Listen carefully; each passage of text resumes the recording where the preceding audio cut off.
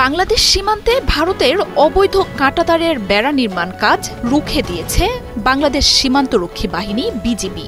বিজিবির সঙ্গে স্থানীয় জনগণও বিএসএফের তৎপরতার বিরুদ্ধে রুখে দাঁড়ায়।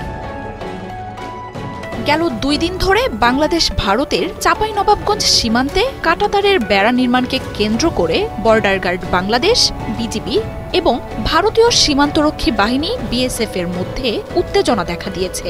এই নিয়ে সীমান্তে মুখোমুখি অবস্থান নিয়েছেন 2 দেশের বাহিনী। সোম ও মঙ্গলবার 2 দফায় পতাকা বৈঠকেও বেড়া নির্মাণ ঘিরে কোনো সমাধান না আসায় সতর্ক অবস্থায় রয়েছে বিজিবি। পাশাপাশি নজর রাখছেন স্থানীয়রাও। এদিকে 2 দেশের মধ্যে চলমান রাজনৈতিক টানাপোড়েনের মধ্যে সীমান্তে এই উত্তেজনায় চাঞ্চল্য শুরু হয়েছে ভারতেও। দেশটির শীর্ষস্থানীয় গণমাধ্যমগুলো এই নিয়ে ফলাও করে সংবাদ প্রচার করছে। ক্যামেরায় ওয়াও, স্টাইল দেখাও, Xenon X21 পারলে ঠেকাও।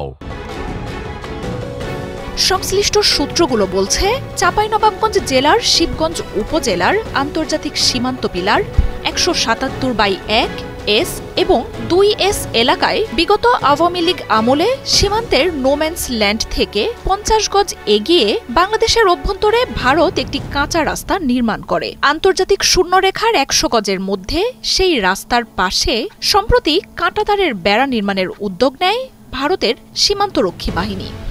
বেড়া বসাতে সীমান্তে খোঁড়োখড়ির কাজ শুরু করে বিএসএফ, কিন্তু তাতে বাধা দেয় সীমান্তে দায়িত্ব পালন করা বাংলাদেশ সীমান্তরক্ষী বাহিনী বিজিবি। পরে এই নিয়ে 2 বাহিনীর মধ্যে দেখা দেয় উত্তেজনা।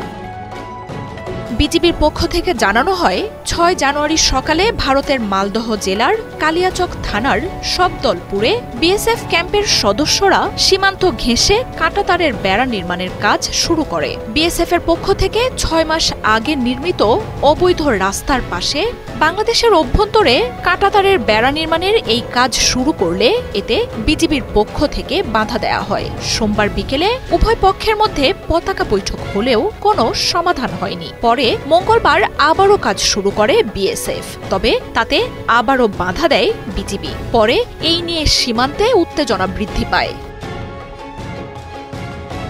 এই ঘটনায় বিজিবির সাথে যোগ দেন স্থানীয় বাংলাদেশিরাও। সীমান্তে বাংলাদেশের ভূমি রক্ষায় স্থানীয় বাংলাদেশি নাগরিকরা বিএসএফ এর এমন কাজে ক্ষোভ জানাচ্ছেন। বিএসএফ এর অবৈধ কর্মকাণ্ডকে প্রতিহত করতে বিজিবির সঙ্গে সীমান্তে তারাও দিনব্যাপী অবস্থান নেন। পরে সীমান্তের আরেক পাশে থাকা ভারতীয় নাগরিকদেরও বিএসএফ এর সাথে অবস্থান নিতে দেখা যায়।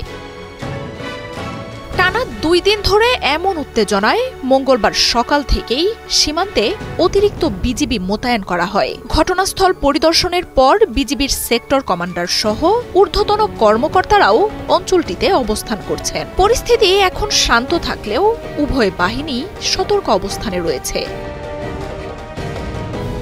গেল আগস্টে বাংলাদেশে আওয়ামী লীগ সরকারের পতনের পর অন্তর্বর্তী সরকার দায়িত্ব নেয়। সরকারের তরফ থেকে জানানো হয়, 2 দেশের সম্পর্ক হবে সমানে সমান। সেখানে ভারতের আধিপত্য বা হস্তক্ষেপ কোনোভাবেই মেনে নেওয়া হবে না। এছাড়াও সীমান্তেও যেন বিজিবি পিঠ না দেখায়, সেই নিয়েও বার্তা দেয়া হয় সরকারের তরফ থেকে। মার্জিয়া উপমা, 71।